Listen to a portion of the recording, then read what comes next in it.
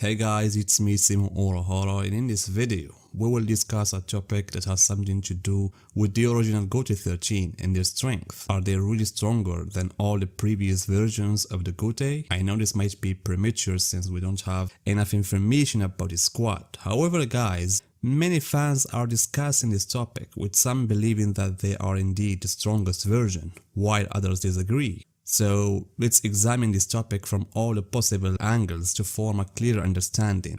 But before we start guys, I need your reaction. Don't forget to support this video by your likes and comments to increase its reach so other fans can watch it. And as always, big thanks to the ones who support Simo, either the memberships of my channel or on Patreon. Thank you guys so much. And although I'm not trying to side with any particular opinion as we lack solid evidence, I tend to think that the original Gotei 13 may not be as strong as some believe. Yes, they were powerful and were the founders, but we need more information about them. We don't have any flashbacks that clearly details each captain's personality, Zanpakuto's abilities, the battles they fought, their skill in Kido and other arts, their Ryatsu, and so on. And this is the opposite to the well-known captains like Zaraki, Toshiro, Byakuya, Kyorako, Sosuke Aizen, who once was a captain, and Kisuke Orohara and Isshin Shiba. We know a lot about them and can form a general idea of each one's strength. However guys, when it comes to the founding squad, all we have are their appearance, their squads, names, and what has been said about them, and a few glimpses here and there, such as those shown at the beginning of episode 7. And those scenes were merely illustrations of what Yuabach and Kyorako said about that squad, that they were a group of killers with no mercy.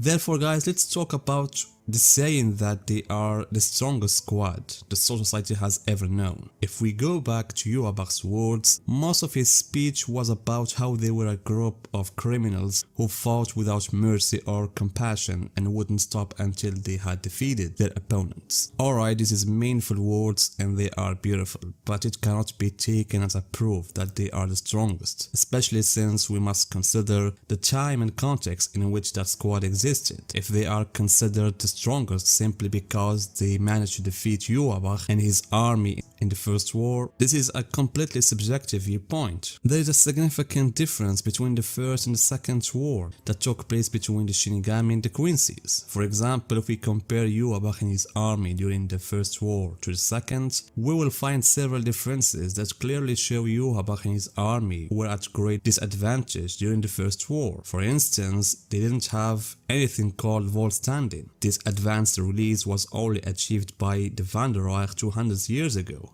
as stated by Quilge. Furthermore guys, even the standard release, like the holy release that was used by Yuryu, is not something every Quincy can achieve. Only a few can reach that stage. And this is without talking about the loss of power that's caused by using that holy form. On the other hand, it is unclear whether the first generation of Sternreiter had Schrift or not, and I tend to believe that Yuabach hadn't yet started giving Schrift abilities to the Sternreiter, because if that were the case, Yamamoto or any other Shinigami who participated in the first war would have mentioned it, or it would have been recorded in the archives. Additionally guys, Yuabach's army at the time didn't possess the medallion, that steel Bankai. As we know, one of the main reasons for the Shinigami's defeat in the first invasion was the presence of the medallion. Because of it, Byakuya was defeated and both Yamamoto and Sakibi were killed. Meanwhile, the remaining captains couldn't release their Bankai, which is the Shinigami's most powerful weapon.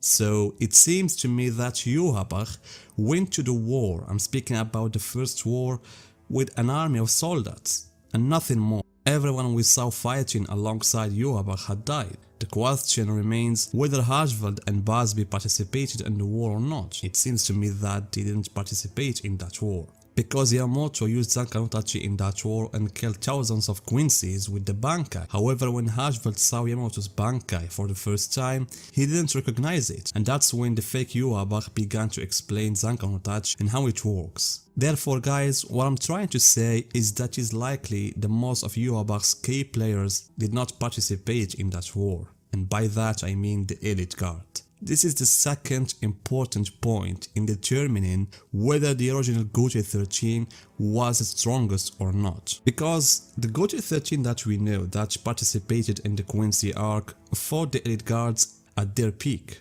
Kyorako fought Eribaru, who is the leader of the elite guards and the first person Yhwach granted a letter, and has 2 releases of the Vault Standing, and he has immortality and intangibility and many other abilities. Then there is Gerard, who has the heart of the king and possesses the miracle letter. We all know what happened.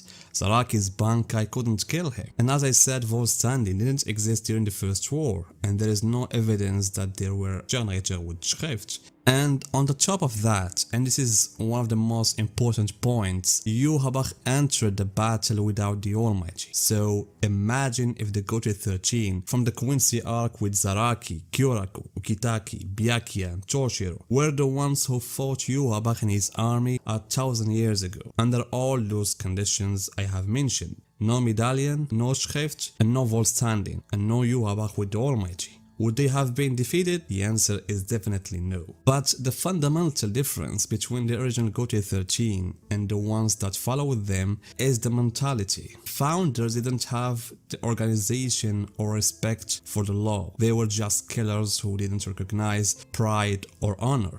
And as we have seen, they fought Yhwach as a group. So we can say that the positive point about the original Gotei 13 is that the way they fight with no mercy, no pride, no honor, just kill the enemy. Therefore guys, I urge those who claim that the original Gotei 13 is the strongest based on what they did in the First War to reconsider the circumstances that accompanied the battle, as mentioned in this video. But as you know, at the same time, we cannot say that the original Gotei 13 was weak or anything like that. It could be that they indeed had great power in terms of Kido, Zanpakuto and the other skills, and it just happened that Yhwach's army was extremely weak. But in the end, we don't have enough information to tell us the true extent of their power, except for what we know about Yamamoto, who was the leader of all the successive versions of the Gotei until the Quincy arc, and Unohana, who confirmed that Zaraki is stronger than her, and he is the one who deserves the title of Kinpachi, while we know nothing about the rest. Therefore guys, I hope